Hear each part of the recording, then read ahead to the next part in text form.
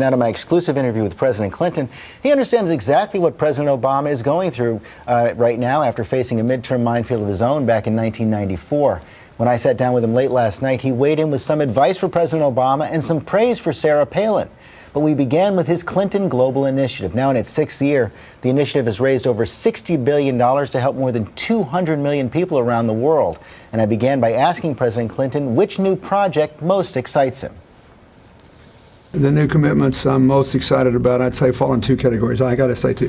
First, the fact that these business people still want to invest money in Haiti and want to help Haiti come back. And we have what are called action networks now that meet on subjects that people really care about all year long. The Haiti Action Network, they're roaring back again with a new set of business commitments. So I'm very excited about that. The other things I'm excited about relate to ideas that will create jobs here in America and around the world. You may have seen the front page of the New York Times, heartbreaking letters from the 1.3 million homeless in Haiti. And the letters all boil down to, when is the help going to get here? What are you going to do? Why isn't it getting through? First, we had a meeting here today of this Haiti Reconstruction Commission. And the United States has just gotten their appropriation through, so their money will be coming forward. But I pointed out to them that we have approved $1.6 billion in investment and $750 million of it's not funded. And that we're going to be approving a lot more. And we're going to have a huge housing expo in October, which will enable us to begin massive redevelopment, moving people out of the camps into homes. Housing always takes the longest. Secondly, there's a lag in the aid that's been promised and the aid that's been released because of the economic problems in the donor countries. And so what I told them today, I said, look, just pick what are these things you want to do and tell us when you're going to give the money. And all the Haitian members that come up from Haiti, and I said, look at them, they know what economic hardship is. They'll be okay if you can't give everything you promised. But they have to know it's coming down the road. Just tell them what you're going to give and when you're going to give it. And then we can give some hope to the people in the camps and we'll start building. Let me talk more broadly about the economy. President Obama did a whole town meeting today, and one woman got up and just said simply, I am exhausted of defending you. A lot of Democrats, a lot of supporters of the president feel that way. What does he do about it? What does he say? I would say I know a lot of people are mad and a lot of people are tired, apathetic. And I respect that because we're not yet out of the hole we've got in. It's okay to be mad, but make a choice based on what should we do now and who's more likely to do it. They want to repeal the financial oversight bill, which is designed to keep this disaster from occurring again. I think our choice is better. We have plans to help small business, manufacturing, and clean energy. We know they don't believe in clean energy, and so far they're not for my small business plan. I think our choice is better. Do what's best for you. That's what I think he should say. You and President Obama get set up as polar opposites. Everybody used to hit you for Mr. I feel your pain, and everybody says now, the conventional wisdom, he's too remote, too detached.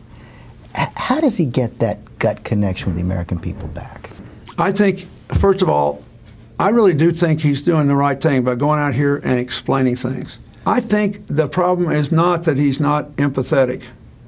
I think the fact that he's out here taking this grief, taking the grief of the country on himself, letting people show their anger, show their disappointment.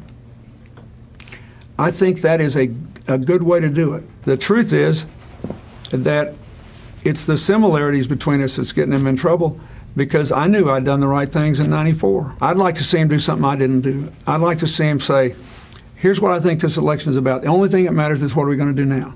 Here are the 3 things I think we ought to do now. Here's why I think our side's more likely to do it. And let me tell you something. We couldn't get out of this $3 trillion hole in 21 months. Give us 2 more years. Don't go back to the policies that dug the hole. But if we don't do better, this is the last thing. If we don't do better, you can vote against us all, and I'll be on the ballot too. Vote against us all if it's not better. So give people permission to vote against you. Absolutely. In other words, I think people feel disempowered. They're angry because they feel like they're doing every single thing they know to do, and nothing makes it better. There's a big debate out there now about Sarah Palin. I think a lot of Democrats believe that she's the best thing that could happen to President Obama in 2012. But Mark Halperin actually disagreed in Time magazine today. I wonder what you think about this. He wrote, "Most of all, she is like Bill Clinton. What doesn't kill Sarah Palin makes her stronger. Palin is very much alive and, despite what you think, extraordinarily strong." Is he right? Well, I do think she's a resilient character. And we may be entering a sort of a period in politics that's sort of fact-free, where experience in government is a negative. I mean, even though I was actually slightly younger than President Obama when I was elected, I was the longest-serving governor in the country. I thought it was important to do these jobs and to be able to show results and to be able to acknowledge you'd made mistakes and learn from them. So I don't think we can know what's going to happen in 2012. But in the Republican primaries, she's very popular with the conservative base. You know, she's a compelling, attractive figure. Is she qualified to be president? Well, that's up. American people can elect whomever they want, but she served, you know, not a full-time term as governor, and she went out and did this. We don't even know if she's going to run for president. What's your gut on that? But I think she's clearly a public figure who speaks well and persuasively to the people who listen to her, and she's somebody to be reckoned with, and she's tough. Look, I remember when people were making fun of her, I read that her husband broke his arm in the middle of the Iditarod race and finished a 500-mile race with a broken arm. Now, where I come from, people like that. They think that's pretty good. So my view is it's always a mistake to underestimate your opponent.